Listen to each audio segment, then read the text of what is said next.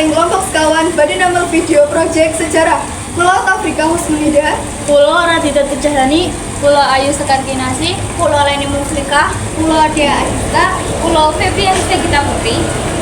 tinggal ikan di Rampung deh.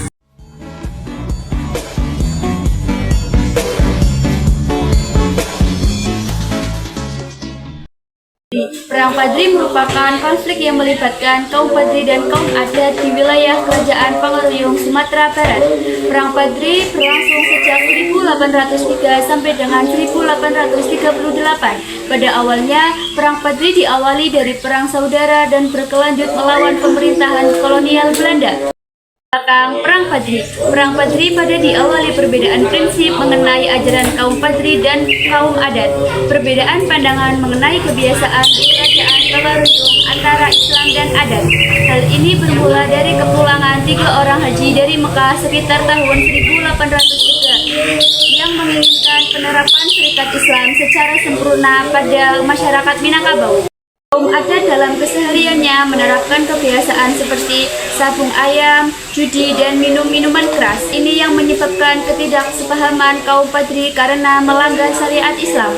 Perang Padri meletus sebagai perang saudara dan melibatkan suku Minang dan Mandali.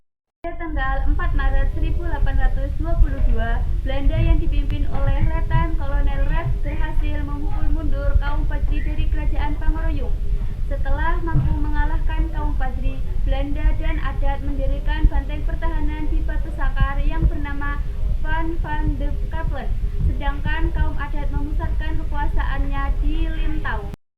Tanggal 10 Juni 1822, pasukan Belanda yang melakukan pergerakan di Tanjung Alam dihadang oleh pasukan kaum Padri. Namun, pasukan Belanda mampu mengalahkan dan terus melaju hingga di Luhuk Agam. Pada tanggal 14 Agustus 1822, pimpinan pasukan Belanda, Kapten Goffin, menderita luka di pertempuran Baso dan meninggalkan pada 5 September 15 November 1825, perjanjian Masang disepakati antara Belanda dan kaum Padri yang dipimpin Tuanku Imam Bonjol. Pada saat bersamaan, Belanda kewalahan dengan konflik di Eropa di Jawa atau Perang Jawa. Selama masa gencatan senjata, kaum Padri berusaha memperbaiki keadaan dengan merangkul kembali kaum adat. Berakhirnya Perang Diponegoro di Jawa mengembalikan kekuatan Belanda untuk mencoba menundukkan kaum Padri. Pada 11 Januari 1833, kaum Padri dan kaum adat bersatu untuk menyerang pertahanan Belanda di Fort de Kock, Bukit Tinggi. Yang menyadari keadaan telah berubah kemudian mengeluarkan plakat panjang berisi pernyataan bahwa kedatangan Belanda di Minangkabau tidak bermaksud untuk menguasai negara tersebut, melainkan untuk berdagang dan menjaga keamanan. Perang Padri. Perang Padri berlangsung selama 20 tahun, yaitu tahun 1808 sampai dengan tahun 1821. Berikut adalah dampak Perang Padri. 1. Jatuhnya korban dari orang Minangkabau dan Batak Mandali. 2. Jatuhnya kerajaan Pangeruyung ke tangan Belanda. 3. Tuanku Imam Bonjol diasingkan ke Cianjur, Jawa Barat. 4.